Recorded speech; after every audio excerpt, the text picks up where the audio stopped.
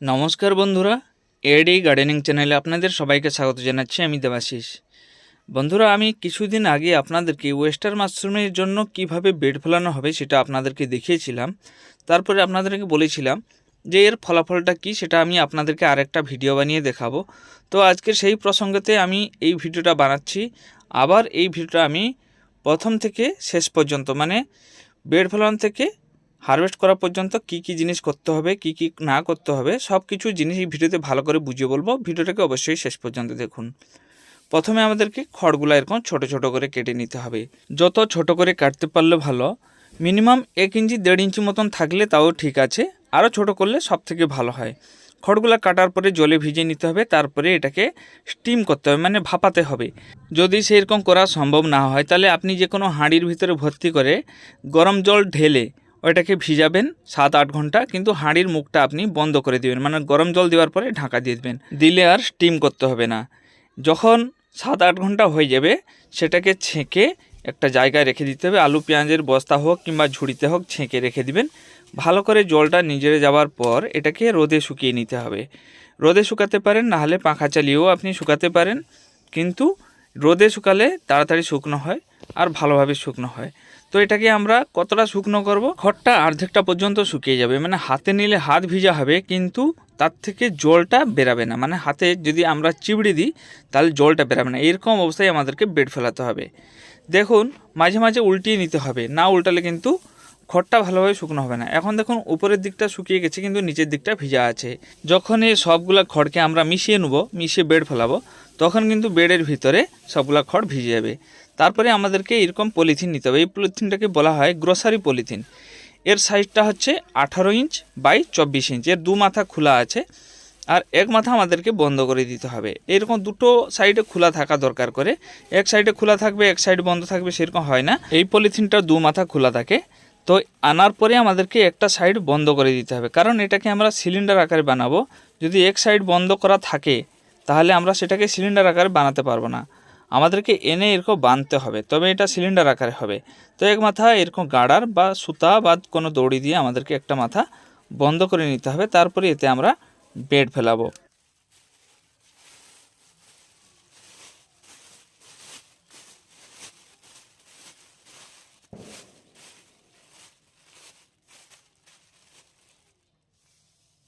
এবারে খড়গুলাকে 6 ইঞ্চি 7 ইঞ্চি এরকম হাইট করে ভর্তি করে নিতে হবে।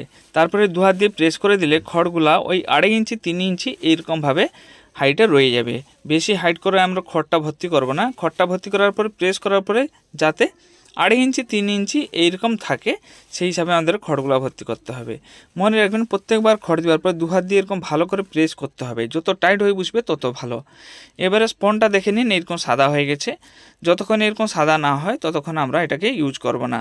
যেরকম আমরা পেডি মাশরুমের ক্ষেত্রে আমরা স্পনটাকে ইউজ করি সাদা হওয়ার পর, এটাও সেরকম সাদা হওয়ার পর এটাকে আমাদেরকে ইউজ করতে হবে। কিন্তু মনে রাখবেন, পেডি মাশরুমের স্পন আর ওয়েস্টার মাশরুমের স্পন দুটো আলাদা। অনেকে ভাবে একই স্পনে আমরা এইভাবে চাষ করতে পারবো, দুরকম মাশরুম হবে।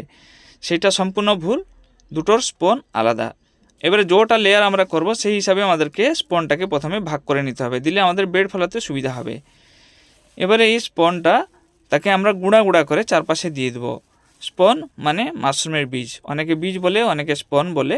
তো এইটাকে আমাদেরকে গুঁড়া গুঁড়া করে একদম পলিথিনের গায়ে গায়ে চারপাশে দিয়ে দিতে হবে। পেডি মাশরুমের ক্ষেত্রে আমরা এটাকে ছোট ছোট পিস করে দিই, কিন্তু ওয়েস্টার্ন মাশরুমের ক্ষেত্রে এটাকে গুঁড়া গুঁড়া করে আমাদেরকে চারপাশে দিয়ে দিতে হবে, যাতে পলিথিনকে লেগে থাকে। পলিথিনকে লেগে থাকলে ভালো হয়, মাঝামাঝি আমরা দিব না।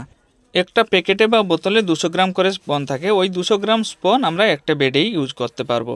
বীজগুলো দেওয়ার পর আবার তার উপরে খড় দিতে হবে।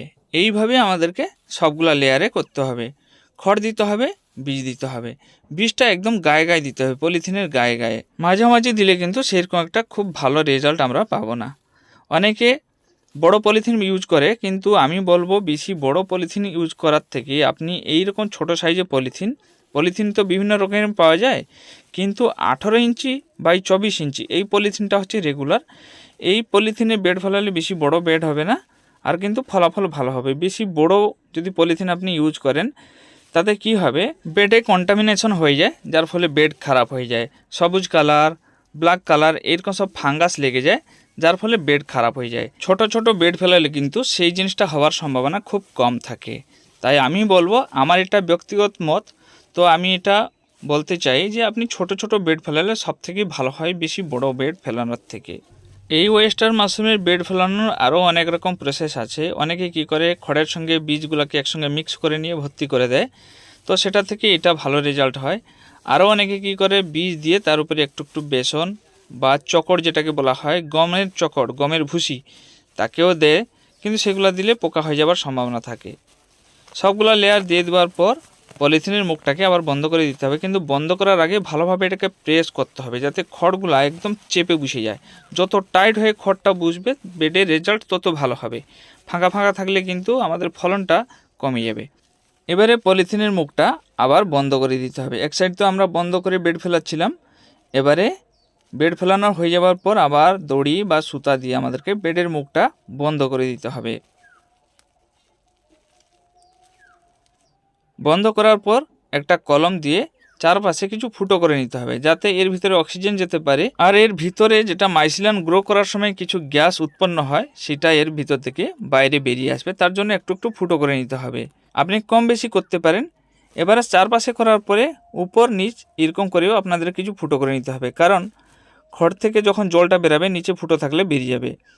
এবারে এটাকে একটা অন্ধকার ঘরে রেখে দিতে হবে। অন্ধকার ঘরে যেখানে বাইরের আলো সেরকম খুব একটা ভালো আসে না, সেরকম জায়গায় এটাকে রাখতে হবে, তবে ভালো হবে। যদি দেখছেন চারপাশ ফাঁকা আছে তাহলে আপনি কালো পেপার দিয়ে আপনি চারপাশ ঘিরে নেবেন বা তিরপাল দিয়ে ঘিরে নেবেন, যাতে বাইরের আলোটা এর ভিতরে সেরকমভাবে ঢুকতে না পারে। পুরা অন্ধকার না হলেও চলবে, কিন্তু অন্ধকার করা প্রয়োজন আছে। 14 দিন পর্যন্তই রাখতে হবে বেডকে। 14 দিনের পর দেখবেন বেডে মাইসিলিয়ান গ্রো হয়ে এরকম চারপাশ পুরো সাদা দেখতে লাগবে। যখন এরকম সাদা দেখা যাবে তখন আমাদেরকে ব্লেড নিয়ে চারপাশে কেটে দিতে হবে, একটু একটু কেটে নিতে হবে চারপাশে। আপনি উপর থেকে নিচ পর্যন্ত কাটতে পারেন, নাহলে ছোট ছোট কাটতে পারেন। বেশি বড় কাটলে কি হবে, মাশরুম তো হবে কিন্তু তারপরে তাড়াতাড়ি খড়গুলা শুকিয়ে যাবে, এই সমস্যাটা হবে। ছোট ছোট কাটলে কিন্তু সেটা হবে না। যেদিন বেড ফেলানো হয় সেই দিন থেকে 14 থেকে 15 দিন সময় লাগে মাইসিলিয়ান গ্রো হতে। তারপরে আমরা কেটে দেবো। কেটে দেওয়ার পর থেকে 7-8 দিনের ভিতরে আমাদেরকে এরকম পিন হেড দেখতে লাগবে। তারপরে আপনি একবার জল স্প্রে করতে পারেন। যখন কেটে দিলেন তখন আপনি একবার স্প্রে করতে পারেন জল, কিন্তু আমি কোনো দিন স্প্রে করিনি। কেটে দেওয়ার পর যতক্ষণ পিন হেড এরকম বড় বড় সাইজে না হয়ে যায় ততক্ষণ আমি জল স্প্রে করিনি। কেন, জল স্প্রে করলে অনেক সময় পিন হেড আসে না, বা পিন হেড যদি ছোট ছোট থাকে, এরকম ছোট ছোট পিন হেড থাকে, তখন কিন্তু নষ্ট হয়ে যায়। যখন পিন হেড একটু বড় হয়ে যায় তারপরে জল স্প্রে করলে কিন্তু পিন হেডগুলো তাড়াতাড়ি বড় হয় আর মাশরুমগুলো বড় বড় হয়। এইরকম অবস্থায় আপনি স্প্রে করতে পারেন, কিন্তু আমি বলবো এর থেকে যখন ছোট থাকে তখন স্প্রে না করা উচিত। এইরকম দেখুন যখন থোকা থোকা হয়ে বেরাবে তখন স্প্রে করবেন, কিন্তু এরকম ছোট যখন থাকবে তখন আপনি স্প্রে করবেন না। এই দেখতে পাচ্ছেন এরকম ছোট ছোট যখন থাকবে তখন স্প্রে করবে না। ওই পিন হেডগুলা 3 থেকে 4 দিনের ভিতরে এরকম বড় বড় সাইজে হয়ে যায়। জল দিলে তাড়াতাড়ি বড় হয়, জল না দিলে কিন্তু অতটা বড় হয়নি, একটু ছোট থাকে। তাই পিন হেড একটু বড় হলে জল স্প্রে অবশ্যই করবেন। অনেকে বলে সারাদিনে 2বার করে জল স্প্রে করতে, কিন্তু আমি বলবো আপনি একদিন ছাড়া ছাড়া একদিন জল স্প্রে করুন, আপনার প্রোডাকশন খুব ভালো হবে। রোজ জল স্প্রে করলে কিন্তু আপনার পিন হেড নষ্ট হবে, অনেক সময় পিন হেড আসে না। তাই আমার যেটা অভিজ্ঞতা আমি সেটা আপনাদেরকে বললাম। এবারে আপনি দেখবেন কোনটা ভালো হয় কোনটা খারাপ হয়, কিন্তু আপনারা দেখছেন আমার বেডে কিভাবে মাশরুম হচ্ছে। আমি কোনো দিন পলিথিন কাটার পরে আমি জল স্প্রে করি না, যতক্ষণ পিন হেড একটু বড় হয় তারপরে আমি জল স্প্রে করি, কিন্তু তার আগে আমি জল স্প্রে করি না। হ্যাঁ, যদি আপনি পলিথিনটা বার করে নিচ্ছেন, 14 দিনের পর থেকে আপনি পেপারটা বার করে নিচ্ছেন, তখন কিন্তু আপনাদেরকে জল স্প্রে করতে হবে, নাহলে শুকিয়ে যাবে। কিন্তু আমরা তো পলিথিন রেখেছি, তো এর ভিতর থেকে জল শুকিয়ে যাবার কোনো রকম চান্স নেই, তাই এতে জল না দিলে হবে। যদি আপনি পলিথিন খুলে নিচ্ছেন তখন কিন্তু আপনাদেরকে জল দিতে হবে। পলিথিন থাকলে এতে জল খুব কম দিতে হবে, কারণ পলিথিন থাকলে তো খড়টা তাড়াতাড়ি শুকোবে না, তাই এতে জলও সেরকম প্রয়োজন হবে না। একটা বেড থেকে আপনি 1.5 কিলো থেকে 2 কিলো 2.5 কিলো পর্যন্ত হারভেস্ট পেতে পারেন, কিন্তু এই প্রসেসে আপনাকে চাষ করতে হবে। আর একটা বেড ফেলালে আপনাদেরকে 2.5 মাস 3 মাস পর্যন্ত ফলন দিবে। একটা বেড থেকে আপনি 2.5 মাস 3 মাস পর্যন্ত ফলন পেতে পারেন, কিন্তু আপনাদেরকে কিছু প্রসেস ফলো করতে হবে। মাশরুম হারভেস্ট করার পরে জল দিতে হবে, একদিন ছাড়া ছাড়া জল দিতে হবে, রোজ দিতে হবে না।